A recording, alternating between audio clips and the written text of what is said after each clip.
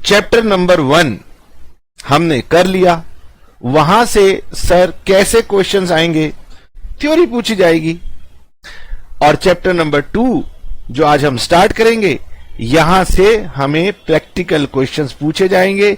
Exam में इस chapter से एक स्पेसिफिक क्वेश्चन आना ही आना है। मैं गगन कपूर एक बार फिर से आप सभी का वेलकम करता हूं और आज हम इनकम टैक्स का एक न्यू चैप्टर आपके साथ पेश करने वाले हैं। इस चैप्टर से एग्जाम में एक क्वेश्चन आएगा जो कि हर हालत में आपसे बन जाएगा। ऐसा बढ़िया चैप्टर। सर, चैप्टर नंबर 2 में एक मिनट में अपनी जरा नोटबुक खोल लूं, है ना सर? पहले ही खोल लेते ना। हाँ जी, चैप्टर नंबर 2 में section number 5 to section number 9 पढ़ने हैं। तो सर शुरुआत कहां से करेंगे? शुरुआत करेंगे हम चैप्टर नंबर 2 की सेक्शन 6 से, और जिसमें हम बात करेंगे रेजिडेंशियल स्टेटस। ये रेजिडेंशियल स्टेटस क्या है? ये रेजिडेंशियल स्टेटस क्या है सर? अच्छा, पहले तो हमें यह बताइए कि हमें इनकम टैक्स से बहुत डर लग रहा है। कोई जरूरत नहीं है, कोई भी जरूरत नहीं है। जब तक आप मेरे से पढ़ रहे हैं कोई भी जरूरत नहीं है, किसी की बात सुनने की जरूरत नहीं है। इतना आसान है सर। डर की वजह यह है कि कॉलेज वाले कुछ कहते हैं आहूजा जी की बुक ले लो, कोई कहते हैं सिंघानिया जी की बुक ले लो। कौन सी ले? बेटे देखो, मेरी फेवरेट तो आहूजा जी की बुक है। अब क्या सर आहूजा जी की बुक आपकी फेवरेट है तो सिंघानिया जी की बुक वो भी हमारी फेवरेट है। हमने आहूजा जी की बुक पिछले 10 सालों से प्रैक्टिस बना रखी थी कि चलो पढ़ाना है, पर अब बच्चे कह रहे हैं कि सर कॉलेजेस में सिंघानिया जी की बुक लगी है तो आपको सिंघानिया जी की बुक से भी पढ़ा देंगे, रैदर सिंघानिया जी की बुक से ही पढ़ाएंगे। और बोलिए, मतलब टैक्स इतना आसान है कि मुझे कोई दिक्कत नहीं है और आपको भी कोई दिक्कत आने वाली नहीं है। जो बुक कॉलेज ने रिकमेंड किया वो लीजिए, और अब की बार हम सिंघानिया जी की बुक भी कवर करने वाले हैं, ठीक है? नाउ लॉ को जब हम समझ लेंगे तो फिर हमें हर एक बुक समझ में आएगी। हम कहेंगे आन दे, कौन सी बुक लाया? आन दे, है ना? तो चैप्टर नंबर 2 रेजिडेंशियल स्टेटस, ये कहता क्या है? ये कहता है कपूर साहब बच्चों को बता दो कि इंडिया में आपकी जो इनकम टैक्स होती है ना, वो आपके रेजिडेंशियल स्टेटस पर डिपेंड करती है। फिर से रिपीट कर रहा हूं, इंडिया में जो आपकी टोटल इनकम होगी जिस पे टैक्स किया जाएगा वो आपके रेजिडेंशियल स्टेटस पे डिपेंड करेगी। रेजिडेंशियल स्टेटस होता है रेजिडेंट या फिर नॉन रेजिडेंट। तो रेजिडेंट होगा तो इनकम बदल जाएगी, नॉन रेजिडेंट होगा तो टैक्सेबल इनकम बदल जाएगी। तो सर फिर समय क्या लगाना? अब आप बताओ रेजिडेंशियल स्टेटस कैसे निकाला जाएगा? तो मैं आपको बता दूं कि रेजिडेंशियल स्टेटस हम कैलकुलेट करेंगे फॉर एवरी पर्सन। और पर्सन याद है ना, हमने चैप्टर नंबर 1 में पढ़ा था कि 7 कैटेगरीज हैं जिन्हें हम पर्सन में इंक्लूड करते हैं, और हमें सभी का रेजिडेंशियल स्टेटस सेक्शन 6 से पता चलता है। पर हमारा जो मेन सिलेबस है, चाहे वो आप ग्रेजुएशन लेवल पर पढ़ें, चाहे आप प्रोफेशनल लेवल के इंटरमीडिएट लेवल पर पढ़ें, मोस्टली हमें इंडिविजुअल को कवर करना पड़ता है। तो सर हम क्या रेजिडेंशियल स्टेटस केवल और केवल इंडिविजुअल का पढ़ेंगे? नहीं, सबका पढ़ेंगे, लेकिन मेन हमारा जो एग्जाम का फोकस रहता है वो इंडिविजुअल पर रहता है, इसलिए इसको ज्यादा समय देंगे। रेदर 2 to 3 क्लासेस इस पे लग सकती हैं। रेजिडेंशियल स्टेटस ऑफ इंडिविजुअल, इतना इंपॉर्टेंट है ये। सर जो इंडिविजुअल है उसका रेजिडेंशियल स्टेटस क्या होगा? लॉ को बाद में देखना, किताब को भी बाद में खोलना। यहां देखो, एक इंडिविजुअल कब रेजिडेंट होगा और कब नॉन रेजिडेंट होगा, बताओ। तो लॉ ने कहा कपूर साहब इसके लिए सेक्शन 6 में जाओ। सेक्शन 6 का सब सेक्शन 1 पढ़िए। सेक्शन 6 का सब सेक्शन 1 वो ये कहता है कपूर साहब एक इंडिविजुअल कब रेजिडेंट होगा, उसके लिए उन्होंने कहा कि कपूर साहब दो बातें हैं, ए और बी। इन दो बातों में से अगर कोई भी एक बात पूरी हो जाएगी तो वो व्यक्ति इंडिया का रेजिडेंट हो जाएगा। अब रेजिडेंट होना कोई अच्छी बात नहीं है भाई, रेजिडेंट होने से टैक्स की लायबिलिटी बढ़ जाती है। तो लोग क्या चाहते हैं कि हम रेजिडेंट ना बने, पर सरकार पकड़ के ले आएगी और आपको रेजिडेंट बना देगी।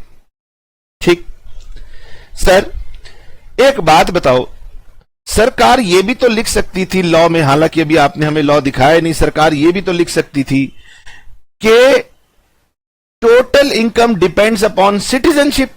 भाई आप भारत के नागरिक हो तो आपकी इनकम जिस पे टैक्स देना है वो आपकी नागरिकता पर आधारित होगी। पर लॉ ने कहा नहीं कपूर साहब, दोबारा से पढ़ा दो बच्चों को कि हमने सेक्शन 5 में टोटल इनकम जो है वो डिपेंडेंट की हुई है रेजिडेंशियल स्टेटस पर। अब residential status is different than citizenship. Citizenship तो आपको बाय बर्थ मिल जाती है या फिर आप कुछ क्राइटेरिया फुलफिल करो तो बाद में भी आपको मिल सकती है, पर रेजिडेंशियल स्टेटस और सिटीजनशिप में अंतर है, पहली बात। और आपकी टोटल इनकम आपके रेजिडेंशियल स्टेटस पर निर्भर करती है, डिपेंड करती है, ये दूसरी बात। रेजिडेंशियल स्टेटस क्या होता है, तो लॉ कह रहा है कि गगन रेजिडेंशियल स्टेटस या तो रेजिडेंट होता है इन इंडिया या फिर non resident in India. Residential status हमें हर पर्सन का निकालना सीखना है, लेकिन हम सबसे पहले इंडिविजुअल की बात करेंगे और इंडिविजुअल से हमारा ये सेक्शन 6 की शुरुआत होती है। अब मैं कम से कम 30 to 40 मिनट्स के लिए बहुत सारा लॉ पढ़ूंगा, एक साथ पढ़ता जाऊंगा और आपने सुनना है, पेशेंस के साथ सुनना है, क्योंकि टैक्स का सिलेबस लेंदी है ना, तो छोटे छोटे टुकड़े करने के चक्कर में इतना लंबा नहीं करूंगा, सीधी बात कर दूंगा।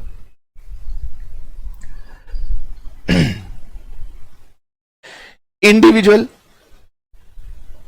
लॉ कह रहे हैं कि individual when individual is said to be resident in India, तो सेक्शन 6(1) की बात कर रहा हूं, तो सेक्शंस पर आपको ज्यादा चिंता नहीं करनी।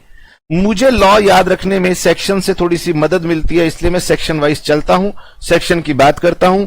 अगर आपको, क्योंकि आपका टाइम स्पेन छोटा है ना, मेरे पास तो पूरी उम्र है याद करने के लिए, आपका टाइम स्पेन छोटा है, अगर उतने टाइम स्पेन में कोई सेक्शन याद ना हो तो घबराना मत, सेक्शन के अंदर का लॉ याद होना चाहिए।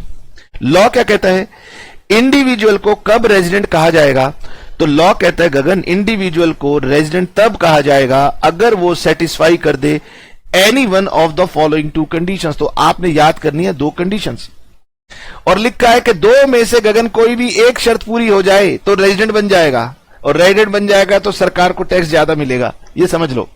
तो 2 में से एक शर्त पूरी कर दो। पहली शर्त बहुत ही आसान है कि वो व्यक्ति जिसका आप रेजिडेंशियल स्टेटस निकाल रहे हो वो इंडिया में था फॉर 182 डेज और more during the relevant previous year. जिस प्रीवियस ईयर में आप उसका रेजिडेंशियल स्टेटस कैलकुलेट कर रहे हो, उस प्रीवियस ईयर में वो 182 डेज या मोर इंडिया में था। That is the simple law. इससे आप एक बात नोट कर लीजिए, वो ये कि residential status is to be calculated for each previous year.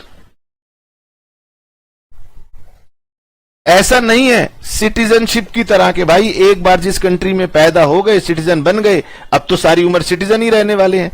Residential status हर साल बदल सकता है, इसलिए रेजिडेंशियल स्टेटस को हम हर साल कैलकुलेट करते हैं। हर साल सर हमारा प्रीवियस ईयर चेंज भी होता है, हाँ, लेकिन अब हमारा जो करंट प्रीवियस ईयर चल रहा है वो चल रहा है 1421 टू लेकर 31 मार्च 22। यानी प्रीवियस ईयर 21-22 में अगर कोई पर्सन इंडिया में 182 डेज या उससे ज्यादा दिन तक इंडिया में था तो वो बन जाएगा रेजिडेंट। थोड़ा सा गला मेरा पकड़ा हुआ है, आवाज थोड़ी सी भारी है, तो उसके लिए पहले से ही मांगता हूं मैं माफी, ठीक है। सर इसके लिए उसका पासपोर्ट देखना पड़ेगा कि बता भाई तू इंडिया में कितने दिन था, इंडिया से बाहर कितने दिन था, उससे पासपोर्ट मांगेंगे। तो सर क्वेश्चन में क्या हमें पासपोर्ट की पिक्चर दी होगी? नहीं, वो आपको बता देगा। अभी क्वेश्चन दिखाता हूं, आपने केवल दिनों की कैलकुलेशन करनी है। सर जरा दिखाना, कौन सी बुक से दिखाओगे? मैं आपको दिखाता हूं सिंघानिया जी की बुक से ही दिखा देते हैं। यस, ये सब आराम से पढ़िएगा, आराम से पढ़ेंगे, कोई जल्दी नहीं है ना।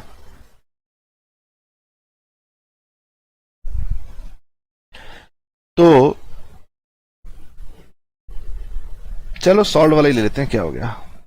ये देखिए, ऐसा क्वेश्चन आपको दिया होगा, लिखा होगा कि x left India for the first time on May 20, 2019। कोई डेट दी होगी और लिखा होगा एक पर्सन इंडिया में आया था या इंडिया में गया था, ठीक है। ड्यूरिंग द फाइनेंशियल ईयर 21-22, मैं यहां लिख सकता हूं? हां सर लिखो, और मैं बता रहा हूं बुक की चिंता मत करना। 21-22 में ही came to India on May 27 for a period of 53 days. और लो, एग्जामिनर को तो मैं क्या कहूं, धन्यवाद कहने का मन कर रहा है। वो कह रहा है गगन लो मैंने तुम्हें बता दिया कि प्रीवियस ईयर 21-22 में वो भारत में आया था, और दिन की गिनती भी तुम्हें करके दे दी 53 डेज, वरना ये मुझे करनी पड़ती। हमसे पूछा गया कि उसका रेजिडेंशियल स्टेटस बताइए असेसमेंट ईयर 22-23 के लिए, ठीक है। अब हम चलते हैं और हमने अपना जो लॉ पढ़ा था उसको प्रोसेस करते हैं। हमने कहा एक इंडिविजुअल कब रेजिडेंट होगा, कंडीशन नंबर 1 कि अगर वो रेलिवेंट प्रीवियस ईयर में 182 डेज या उससे ज्यादा पीरियड के लिए इंडिया में था तो वो बन जाएगा रेजिडेंट। मुझे बताइए वो इंडिया में कितने दिन था?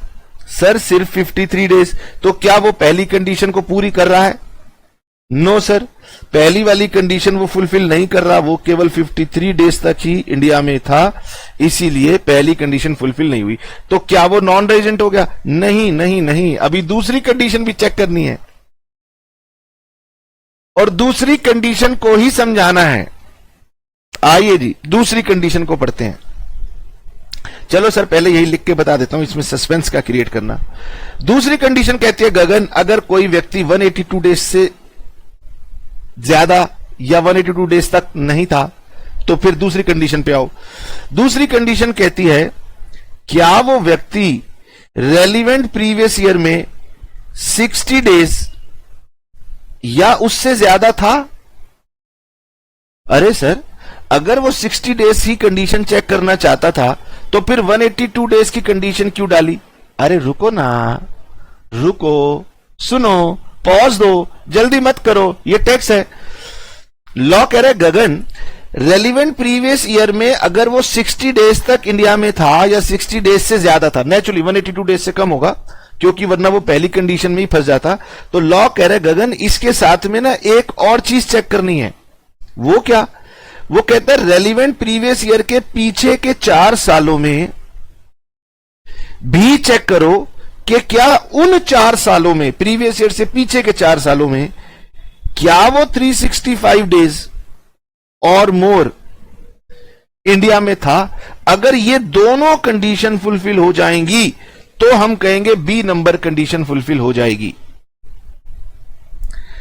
सर बोलो ना, सर हमारे गिवन क्वेश्चन में तो लिखा है कि वो केवल 53 डेज तक इंडिया में था। इसका मतलब यह हुआ कि प्रीवियस ईयर 21-22 में वो 53 डेज तक इंडिया में था और उससे पहले के 4 साल यानी 2021, 19-20, 18-19 और 17-18 में भी तो चेक करोगे कि क्या वो 365 डेज था, है ना। तो लेकिन क्योंकि ये कंडीशन और ये कंडीशन ये दोनों एक दूसरे के साथ जुड़ी हुई हैं, तो जब वो पहली कंडीशन को फुलफिल नहीं कर पा रहा, ये देखो पहली कंडीशन में लिखा है कि उसको 60 डेज होना चाहिए मगर वो तो 53 डेज तक ही था, तो पहली कंडीशन फुलफिल हो गई, सॉरी फुलफिल नहीं हो रही, तो आगे जाके मैं क्यों चेक करूं? दिखाई दे रहा है? जब आधी कंडीशन फेल हो गई तो बाकी की आधी कंडीशन चेक करने का कोई फायदा नहीं है, क्योंकि ये दोनों मिला के एक कंडीशन का पार्ट बनता है।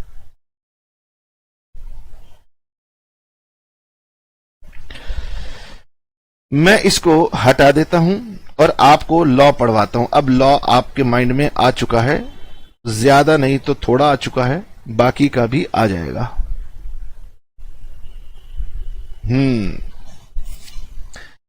अपने आप से सवाल पूछिए, बताइए इंडिविजुअल कब रेजिडेंट इन इंडिया होता है? तो आपने कहना है कि सर जब वो दो में से कोई एक कंडीशन को फुलफिल कर दे तो वो रेजिडेंट बन जाता है। पहली कंडीशन बताओ, उसे इंडिया में 182 डेज या more in the relevant previous year present होना पड़ेगा।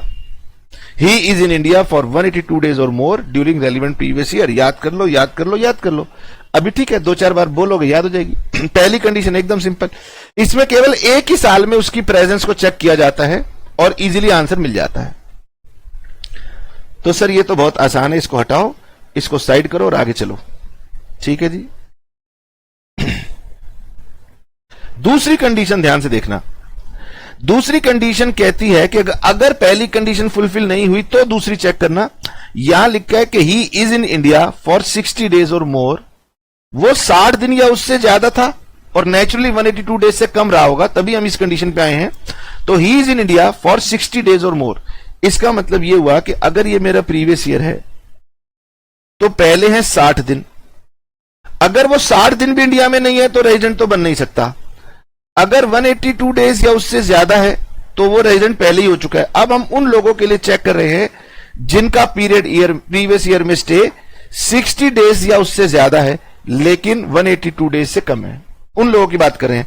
तो उनके लिए लॉ ने कहा कि आपके लिए हम एक और कंडीशन लगा रहे हैं, रेलिवेंट प्रीवियस ईयर में 60 डेज और मोर, और साथ में 365 डेज और more during 4 previous year immediately preceding the relevant previous year.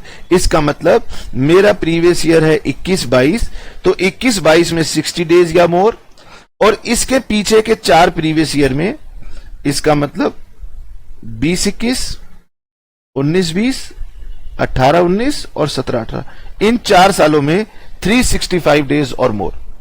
Sir मेरे मन में एक सवाल आ रहा है, मान लो वो यहां पर 365 डेज था, यहां तीनों में 0 था, तब भी कंडीशन फुलफिल हो गई। सर वो यहां 365 था, इन सब में 0 था, तब भी फुलफिल हो गई। हमें इन 4 ईयर्स के ब्लॉक का टोटल नंबर ऑफ डेज 365 चाहिए, चाहे वो एक साल में मिल जाए, चाहे वो चारों में ज्वाइंटली मिल जाए। ओहो, यही लॉ है। हां यही लॉ है।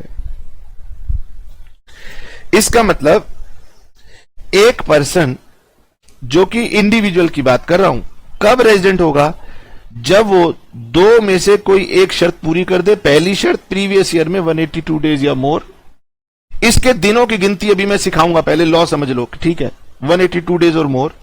अगर 182 डेज नहीं था, 182 डेज से कम था, तो लॉ कहता है फिर 60 या उससे ज्यादा होना चाहिए प्रीवियस ईयर में, और साथ में उसके पीछे के 4 सालों में 365 होना चाहिए। मतलब ये कि अगर वो ये वाली कंडीशन पूरी कर दे और ये वाली पूरी ना करे तो इसका मतलब ये कंडीशन फेल हो गई। अगर वो ये कंडीशन और ये कंडीशन दोनों फुलफिल करेगा तभी बी कंडीशन फुलफिल होगी। ये बात आपने ध्यान रखनी है।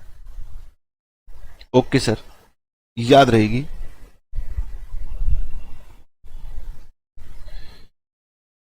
है ना? नाउ अब आती है काम की बात।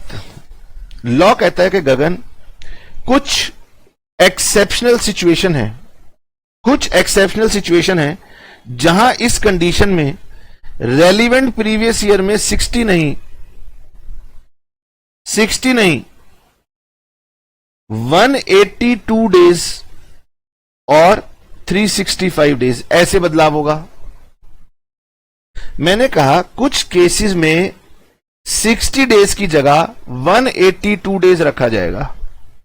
ओके, और कुछ केसेस में लॉ ने कहा कि गगन 182 डेज नहीं 120 डेज रखा जाएगा।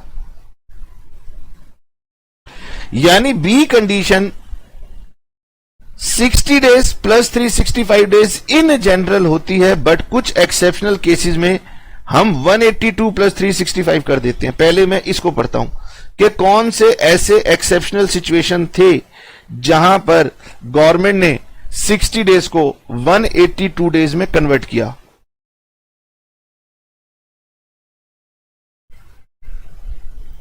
पहला, एक व्यक्ति रो रहा था, हमने उसको प्यार से बुलाया और हमने उसको पूछा तो क्यों रो रहा है? कह रहा जी मैं ना इंडियन सिटीजन हूं। ठीक है, मैं भारत से जा रहा हूं, लीव्स इंडिया। क्यों जा रहा है? For the purpose of employment outside India.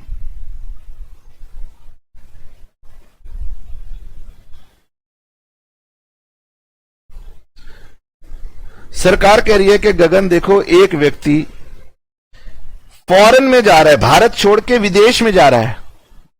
क्यों? उसकी नौकरी की वजह है। नौकरी की वजह का मतलब, वो कहते चाहे उसकी एग्जिस्टिंग जॉब की वजह से उसको बाहर जाना पड़ रहा हो, या वो अनएम्प्लॉयड था, उसकी नई नौकरी विदेश में लगी हो, कुछ भी कारण हो, हमें मतलब नहीं है, वो रो रहा है। वो कह रहा है कि देखो मैं भारत से जा रहा हूं, पिछले 4 सालों में तो मैं 365 दिन भारत में रहा ही होऊंगा ना, मैं तो पहली बार जा रहा हूं, एम्प्लॉयमेंट के लिए जा रहा हूं, विदेश में जाऊंगा, आपके लिए फॉरेन करेंसी कमा के लाऊंगा और आप भी मेरा कान मरोड़ रहे हो टैक्स के लिए, और वो विदेश वाले भी मेरा कान मरोड़ेंगे टैक्स के लिए, मुझे बचा लो। तो सरकार के तरीके से एक राहत है ये। नाउ पढ़िए एक्सेप्शंस। किसकी एक्सेप्शन? पॉइंट नंबर बी की एक्सेप्शन। एक्सप्लेनेशन दी है लॉ ने, जिसमें लिखा है कि द पीरियड ऑफ 60 डेज, ये जो लिखा है, shall be substituted by 182 days, ये 182 डेज में बदल जाएगा। किन केसेस में? पहला, एक ऐसा इंडिविजुअल जो भारत का नागरिक है, भारत छोड़ के जा रहा है प्रीवियस ईयर में for the purpose of employment outside India. ठीक है सर, दूसरा बताओ, condition number B.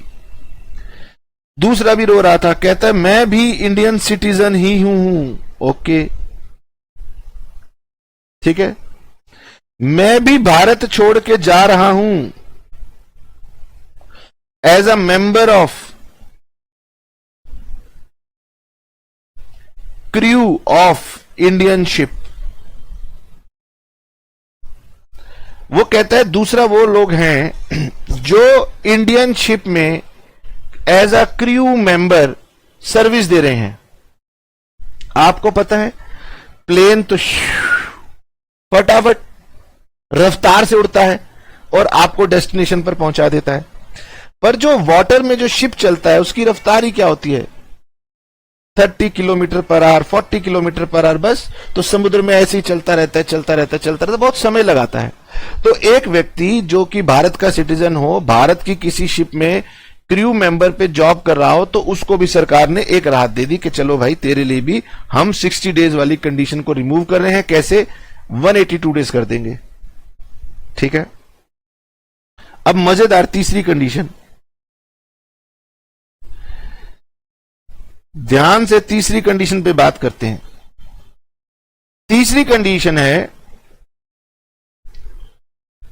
Indian citizen या फिर एक नई टर्म लिखने जा रहा हूं, person of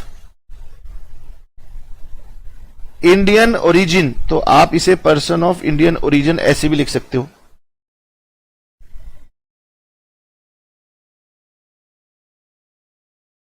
comes on a visit to India. Law कह रहा है कि देखिए, पहले समझ लेते हैं एक इंडियन सिटीजन कोई था जो कि फॉरेन में सेटल हो गया। इंडियन सिटीजन है, था क्या? इंडियन सिटीजन है, लेकिन कहां पे सेटल हो गया? फॉरेन में। अब उसके रिश्तेदार यहां पर हैं, अब वो इंडिया में आता है। अब वो कह रहे देखो मैं विदेश में रहता हूं, हूं तो इंडियन सिटीजन, मेरे सारे रिश्तेदार इंडिया में है, मैं यहां पर आता हूं, अपनी चाची, ताई, बुआ, मामी सबसे मिलता हूं, इसी में ही 2 महीने बीत जाते हैं और आप मुझे रेजिडेंट बना देते हो। तो सरकार ने कहा कोई बात नहीं, आजा इंडिया में आजा, घूम फिर, कोई बात नहीं, जो विदेश में तूने करेंसी कमाई है यहां लाके खर्च, यहां लाके बांट, कोई बात नहीं।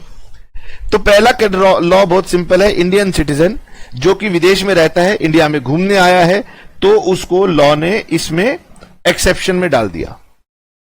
अब आते हैं दूसरी category, person of Indian origin. Person of Indian origin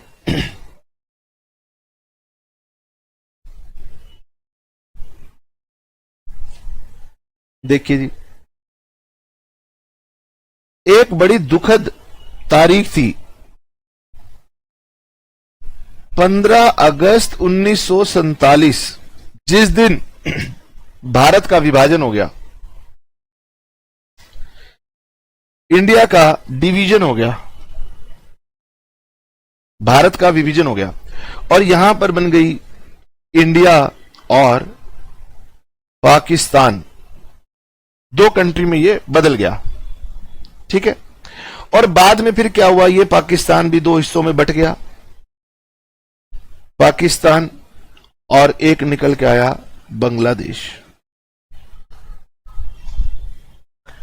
लेकिन 1941 से पहले जब एक ही इंडिया था, तो उससे पहले विभाजन के बाद जब डिवीजन हुई तो अपने कुछ बिछड़ गए, कुछ इंडिया में रह गए, तो कुछ हो सकता है पाकिस्तान में चले गए, है ना।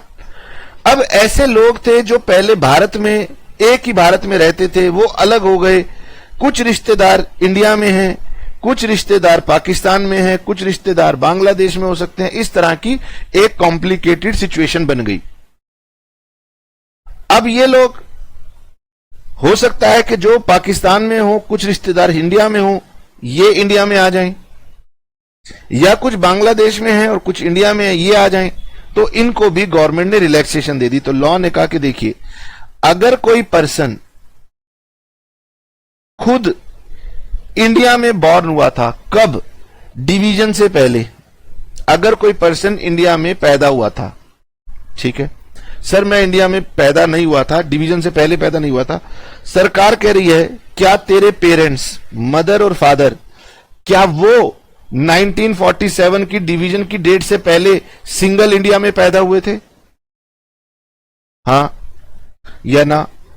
कोई बात नहीं, ये हैं तेरे पेरेंट्स, तेरे पेरेंट्स के भी पेरेंट्स यानी ग्रैंड पेरेंट्स, मदर की मदर, मदर की फादर, फादर की मदर, फादर के फादर,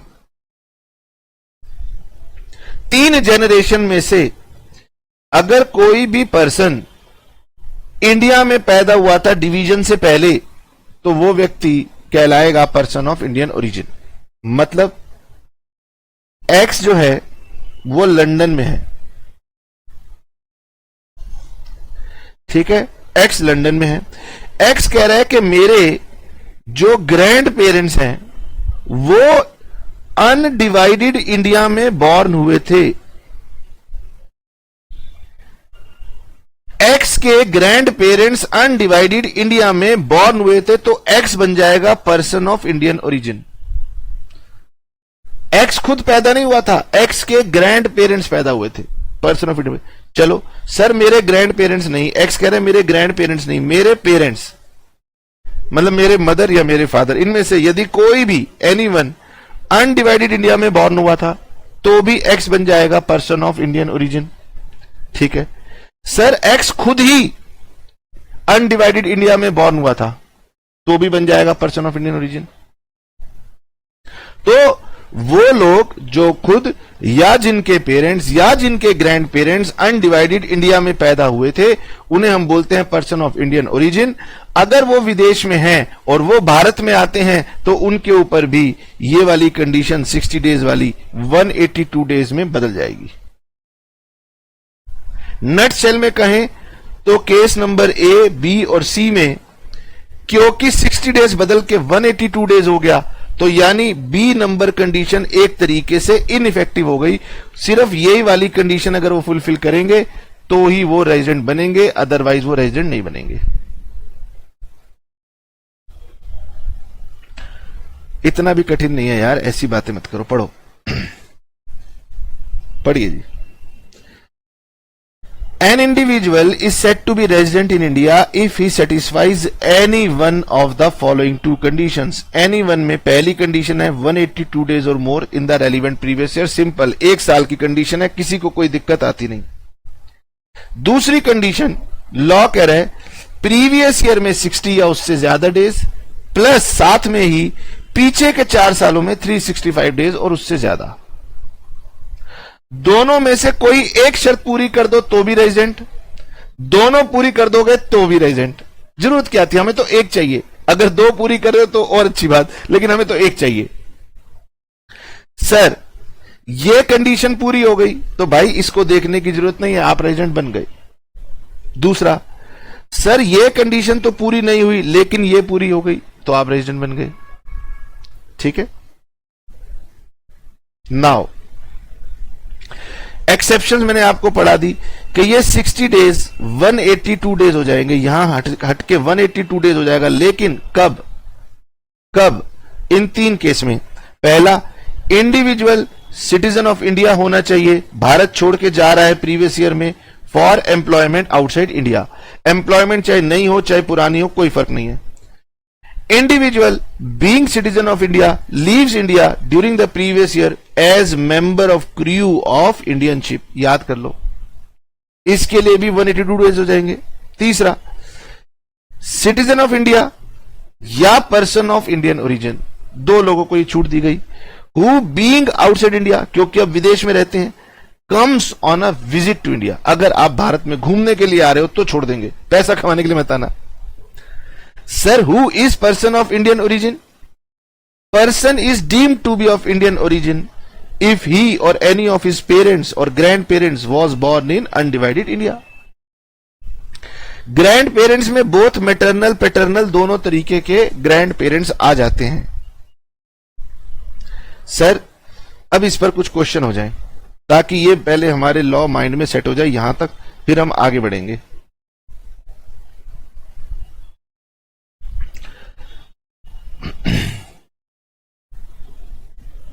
आइए जी। एक्स जर्मन टूरिस्ट है, यानी वो इंडियन सिटीजन नहीं है। एक्स जर्मन टूरिस्ट है, ये बात लिख के उसने बता दिया भाई इंडियन सिटीजन नहीं है, यानी एक्सेप्शन में कवर नहीं होगा। उस पर दोनों कंडीशन लगने वाली हैं, ए और B. comes to India for the first time on May 17, 21. He leaves India on September 10, 21. Determine his residential status. ठीक है जी। Now, जब हम कोई भी क्वेश्चन करेंगे तो पहले अपने माइंड में ना मैपिंग करनी पड़ेगी। मुझे इससे सरलता हो जाती है। यह है प्रीवियस ईयर, वो भारत में आया, एंटर किया,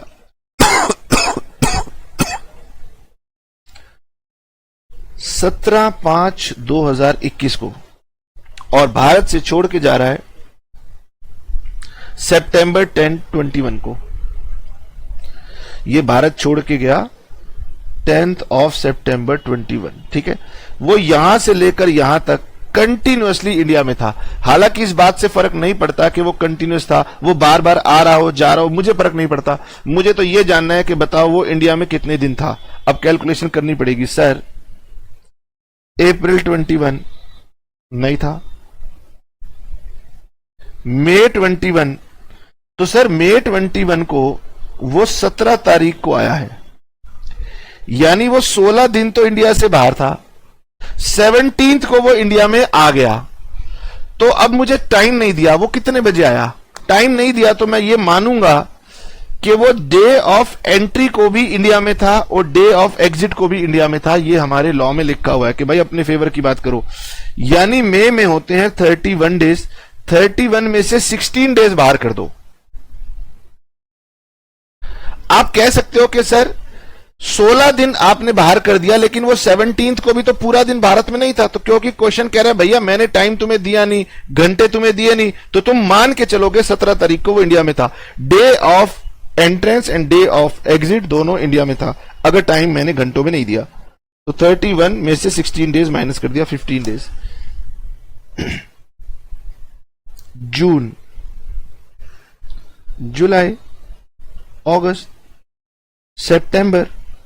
सितंबर में वो कह रहा है कि देखो 10th को मैं बाहर चला गया। हमने कहा ठीक है, तो सितंबर में तू 10 डेज तक इंडिया में था। दिमाग मत लगाना कि सर आधा दिन ये मान लो आधा दिन ये मान लो, नहीं। अगर आपको घंटों एग्जैक्ट टाइम नहीं दिया तो एंट्री के दिन को भी काउंट कर लो और एग्जिट के दिन को भी काउंट कर लो। काउंट करो, टोटल करो। 5, 6, 7, 3 and 1 4, 4 and 3 7, 7 and 3 10, 10 plus 11 117 days. Section 6(1) लगाओ। पहली कंडीशन बताओ, क्या वो 182 डेज या उससे ज्यादा पीरियड के लिए इंडिया में था? Answer is no. Condition number B लगाओ।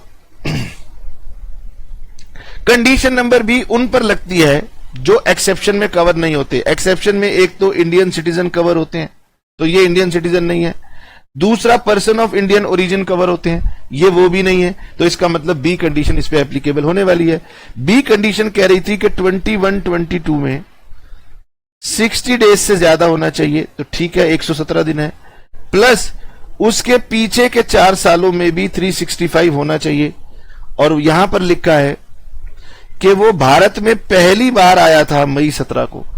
इसका मतलब पीछे के 4 सालों में वो भारत में था ही नहीं। तो ये दोनों पॉइंट मिलाकर एक कंडीशन का पार्ट होते हैं। तो भाई ये वाली फुलफिल कर रहा है मगर ये फुलफिल नहीं कर रहा, तो इसका मतलब है कि वो बी कंडीशन फुलफिल नहीं कर रहा। बी कंडीशन में दोनों को मिला के देखा जाता है, अलग अलग नहीं देखा जाता। ये नहीं आप कह सकते कि सर ये वाले तो दिन पूरे हो गए ना, नहीं, तो ये भी पूरे होने चाहिए। अगर ये पूरे नहीं हुए तो इसका मतलब कंडीशन पूरी फुलफिल नहीं हुई। तो हम ये कहेंगे कि X is said to be non resident in India. X is said to be non resident in India. अब आपको लिखना पड़ेगा, लॉ भी लिखना पड़ेगा, दिन भी कैलकुलेट करके दिखाने पड़ेंगे, तो सॉल्यूशन थोड़ा लेंथी हो जाता है।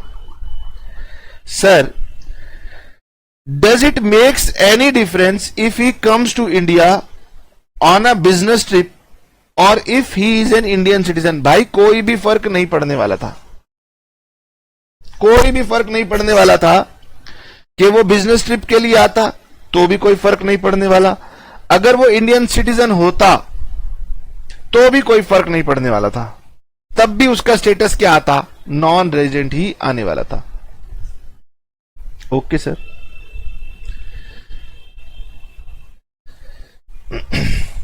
अगला क्वेश्चन पढ़ते हैं। X comes to India for the first time on April 16, ठीक है।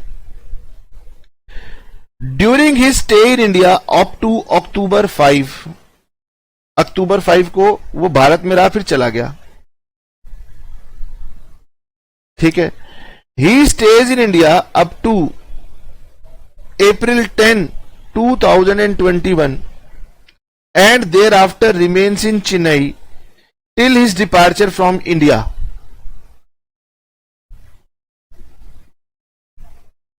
Okay. क्वेश्चन को समझने के लिए पहले क्वेश्चन को थोड़ा सा ना ड्रॉ करना पड़ता है। यह है मेरा प्रीवियस ईयर 21-22। ही X comes to India for the first time on 16th April 2019। वो भारत में जब आया था तो 16 April 2019 था, तो 1920 और फिर 2021, ठीक है। अब वो कह रहे हैं he stays in Delhi up to 10th April 21। 10 अप्रैल 21 तक वो दिल्ली में है, देर आफ्टर वो चेन्नई में है। उसके बाद से लेकर वो जब इंडिया से जा रहा है, कब जा रहा है वो? 5 अक्टूबर 2021 को चला गया। ये यहां पर चेन्नई में है। आई चेन्नई एक्सप्रेस। तो पहली बात तो कोई फर्क नहीं पड़ता वो इंडिया में कहीं पर भी हो। ओके, हमसे पूछा गया उसका रेजिडेंशियल स्टेटस बताओ। हमने कहा चलो ठीक है, लॉ याद कर लो। 6(1) में जाऊंगा, अपने माइंड में कॉल करूंगा, सर पहली कंडीशन क्या थी? 182 डेज।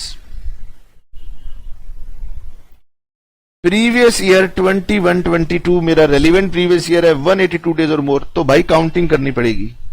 चलो जी काउंट करते हैं। आइए, अप्रैल में पूरे के पूरे 30 डेज है, मई में 31 है, जून में 30 है, जुलाई में 31 है, अगस्त में 31 है, सितंबर में 30 है, अक्टूबर में 5 है ना। यहां पर देखो वो इस दिन भारत में आया था और यहां से लेकर जब तक वो नहीं गया वो भारत में ही है, यानी ये मेरा प्रीवियस ईयर है, तो मेरे प्रीवियस ईयर में वो 1/4/2021 से ही भारत में प्रेजेंट है। इसलिए अप्रैल के पूरे 30, मई के 31, जून, जुलाई, अगस्त, सितंबर और अक्टूबर के 5 दिन। क्योंकि जिस दिन वो जा रहा है मुझे टाइम नहीं दिया हुआ, इसलिए मैं ये पूरा 5th वाला दिन पूरा इंडिया में एज्यूम कर लूंगा। ऐसा लिखा हुआ है 1 2 3 8 3 3 6 3 9 3 12 15 15 and 3 18 188 डेज, यानी वो तो 188 डेज तक इंडिया में है। पहली कंडीशन फुलफिल कर रहा है तो उसे क्या नाम दे दूं? Resident in India. क्या नाम दे दूं? Resident in India. Sir B condition भी चेक कर लो। मैं कह रहा हूं बी कंडीशन को चेक करने की आवश्यकता नहीं है क्योंकि ए कंडीशन से काम हो गया। लेकिन सर फिर भी मेरे कहने पे चेक कर लो। मैंने कर लो 21-22 में 188 डेज प्लस उसके पीछे के 4 साल, यानी 2017 से लेकर के 2021 तक चेक करो भाई। 20-21 में ही 365 दिन पूरे हो गए और 19-20 में 19-20 में ऐसे लिखता हूं 20-21 में पूरे के पूरे 365 डेज, 19-20 में 365 में से 15 दिन माइनस कर दो क्योंकि वो 16 अप्रैल को इंडिया में आया था। उसके बाद 18-19 में 0, 17-18 में 0, तो 365 प्लस 350 715 दिन, यानी ये वाली कंडीशन भी पूरी हो रही है। उसकी बी कंडीशन भी पूरी हो रही है पर हमें चेक करने की रिक्वायरमेंट थी नहीं। ओके आइए जी पढ़ते हैं सॉल्यूशन।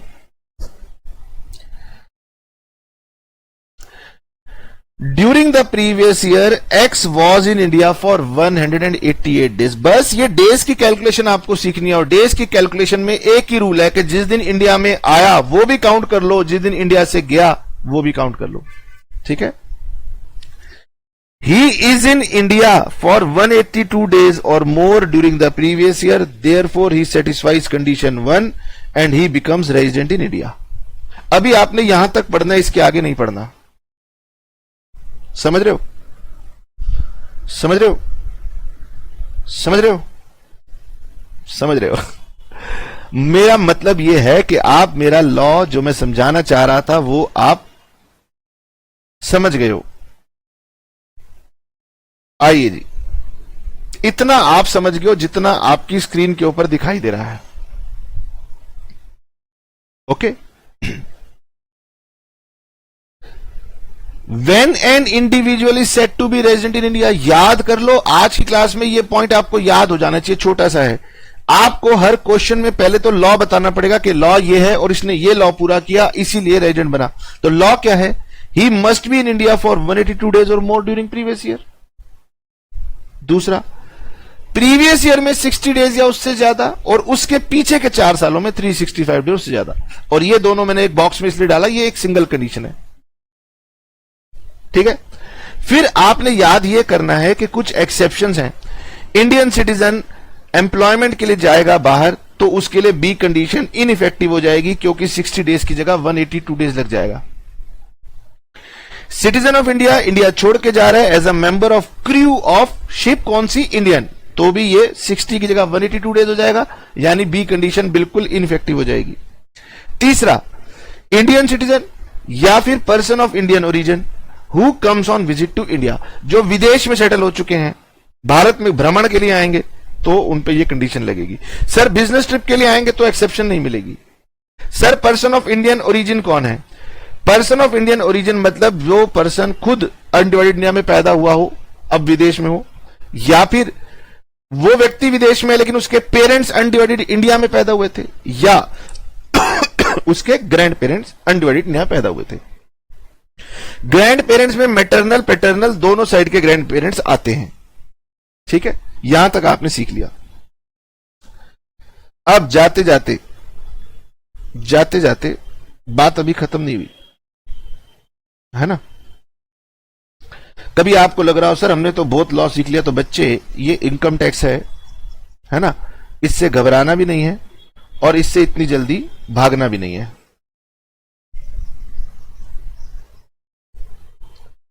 समझिए, इंडिविजुअल था, उसने दो में से कोई एक शर्त पूरी कर दी तो वो रेजिडेंट बन गया। ठीक है, अभी मैंने एक क्वेश्चन किया, उसमें आपने कहा सर एक कंडीशन पूरी हो गई 188 डेज की वजह से, दूसरी भी चेक करो, दूसरी भी पूरी हो गई, तो भी क्या हो गया, रहेगा तो रेजिडेंट ही। एक ही कंडीशन पूरी कर देता तो भी रेजिडेंट था, दोनों पूरी कर दी तो भी रेजिडेंट हो गया। सवाल ये उठता है कि सर एक व्यक्ति नॉन रेजिडेंट कब होगा? जब वो ना तो ए कंडीशन पूरी कर पाए और ना बी, यानी दोनों की दोनों कंडीशन अगर फेल हो जाएंगी तो वो बन जाएगा नॉन रेजिडेंट। तो हमने जो आपको क्वेश्चन करवाया था पहले वाला कि वो केवल 53 डेज के लिए इंडिया में था, तो उसका स्टेटस क्या बना? Non resident. तो अगर मैं आपसे पूछूं कि हु इज नॉन रेजिडेंट, तो आप कहेंगे जो दोनों कंडीशंस को सेटिस्फाई नहीं करेगा वो बनेगा नॉन रेजिडेंट। ठीक है, नाउ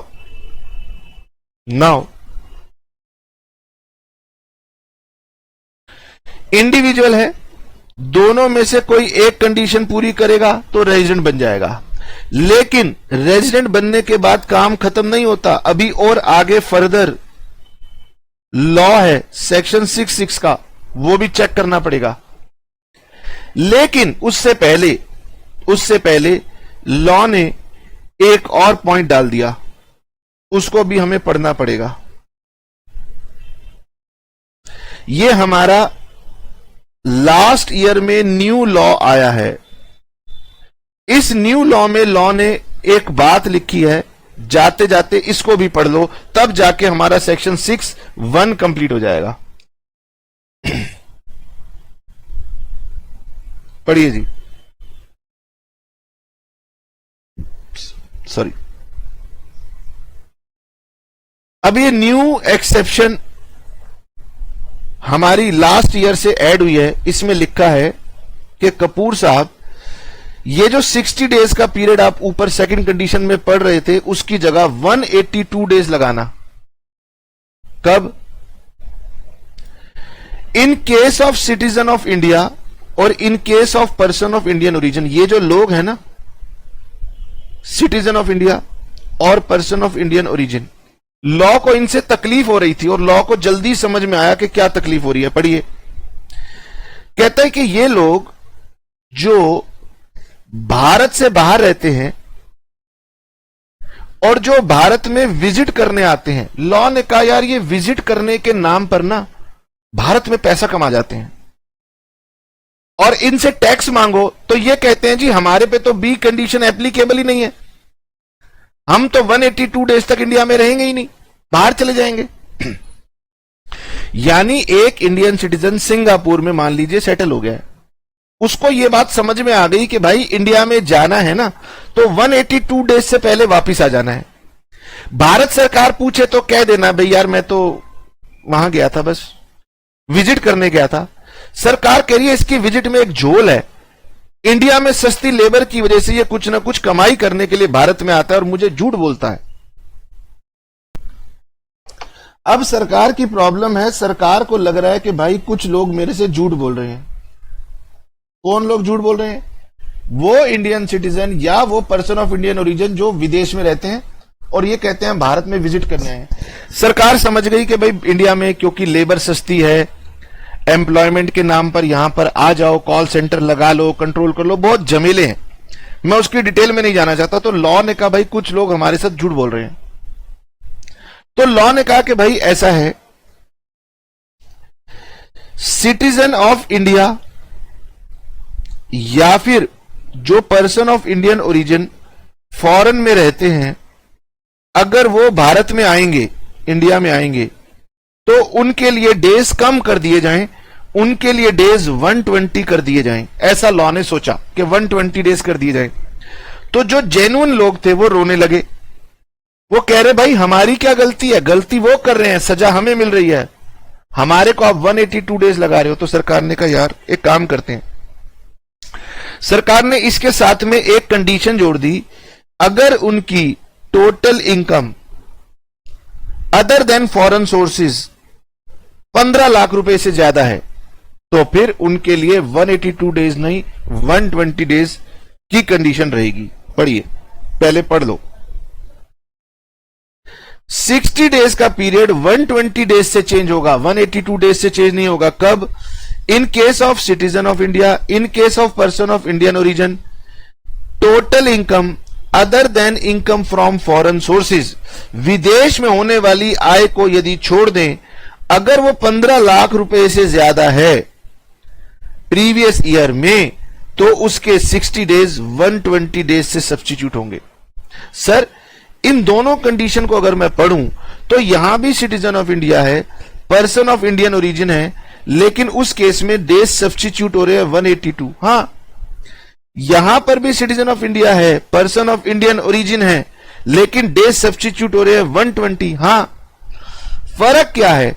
अगर टोटल इनकम नहीं दी हुई तो 182 डेज है, अगर total income other than foreign source 15 lakh से एक्सीड नहीं करती तो भी 182 डेज है, और अगर उसकी टोटल इनकम 15 लाख को एक्सीड कर गई तो ये हमारा 120 डेज है। यानी this is the new amendment in the law, जो कि हमारा लॉ समझने में थोड़ी सी कॉम्प्लिकेशन कर रही है। वो क्या कह रही है? वो कह रही है कपूर साहब, अब हमने ना यहां पर ये 120 क्यों किया? एक तो इंडियन सिटीजन, एक पर्सन ऑफ इंडियन ओरिजिन, जिनकी फॉरेन सोर्स की इनकम हटाने के बाद, एक्सक्लूड करने के बाद, अगर वो 15 लाख रुपए से ज्यादा हो जाएगी तो 182 नहीं 120 डेज होगा। ठीक है, बस इतना ही आपने आज पढ़ना है, जितना याद हो पाए याद करना है। उसके बाद नेक्स्ट क्लास में मैं इसकी प्रैक्टिस कराते हुए पूरा का पूरा रेजिडेंशियल स्टेटस का लॉ आपका नेक्स्ट क्लास में इंडिविजुअल का कंप्लीट करूंगा, है ना? सर अगर मैं बुक से पढ़ने बैठ गया तो लो ना, मैं पढ़ा देता हूं, इसमें क्या है, लो पढ़ो। What is the relevance of residential status? तुम्हारी मर्जी हो, रीड कर लेना, अभी कोई जरूरत नहीं है। ठीक है, इसको भी अभी रीड करने की जरूरत नहीं है, नेक्स्ट क्लास में रीड हो जाएगा, है ना? कोई जरूरत नहीं है। इसको भी अभी रीड करने की जरूरत नहीं है, नेक्स्ट क्लास में रीड हो जाएगा। अभी मैं आपको जो बता चुका हूं वो ये कि रेजिडेंशियल स्टेटस हर प्रीवियस ईयर के लिए कैलकुलेट करना पड़ता है, क्योंकि वो हर साल बदल जाता है। रेजिडेंशियल स्टेटस कभी सोर्स ऑफ इनकम वाइज नहीं देखना होता, जैसे प्रीवियस ईयर होते हैं ऐसे असेसमेंट ईयर होते हैं। अच्छा, एक व्यक्ति हो सकता है एक ही साल में 2 कंट्रीज का रेजिडेंट निकल आए और दोनों कंट्री उससे टैक्स मांग ले, तो अभी आपको इस बात को पढ़ लेना है, झंझट में नहीं पढ़ना कि सर 2 कंट्रीज टैक्स मांगेंगी तो क्या होगा, घबराओ मत। एक पर्सन कब रेजिडेंट होता है, तो बेसिक कंडीशन ये मैंने आपको पढ़वा दी है बुक से, अगर आपके पास बुक है तो ये आप ये कंडीशन यहां से पढ़ लेंगे। सर इसकी एक्सेप्शन बताओ, मैंने आपको पढ़ा दी कि भाई ये 60 डेज 182 डेज हो जाएंगे कब? इंडियन सिटीजन जो कि प्रीवियस ईयर में एम्प्लॉयमेंट के लिए बाहर जा रहा हो, प्लस इंडियन सिटीजन जो कि प्रीवियस ईयर में member of crew of Indian ship जा रहा हो, उसके लिए भी 182 डेज हो जाएंगे। फिर मैंने आपको यह भी पढ़ा दिया कि इंडियन सिटीजन और पर्सन ऑफ इंडियन ओरिजिन अगर विजिट के लिए इंडिया में आएगा तो उसके लिए भी 182 डेज हो जाएंगे। पर्सन ऑफ इंडियन ओरिजिन कौन होता है? वो व्यक्ति जो खुद या उसके पेरेंट्स या उसके ग्रैंड पेरेंट्स अनडिवाइडेड इंडिया में बॉर्न हुए हो, और ग्रैंड पेरेंट्स में बोथ मैटरनल और पैटर्नल दोनों ग्रैंड पेरेंट्स आते हैं। ठीक है, इतना लॉ मैंने आपको पढ़ाया है, जहां से भी हो वहां से रट लेना, जहां से भी हो वहां से रट लेना। ठीक है, और एक कंडीशन और थी जो कि मैंने आपको और पढ़ा दी कि सर उसकी कंडीशन जो है 120 डेज की लग जाएगी।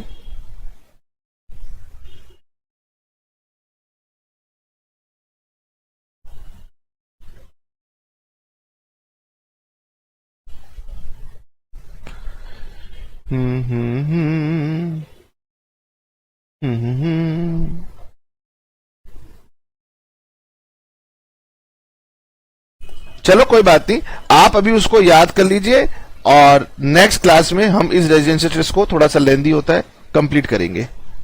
Tata bye bye, see you.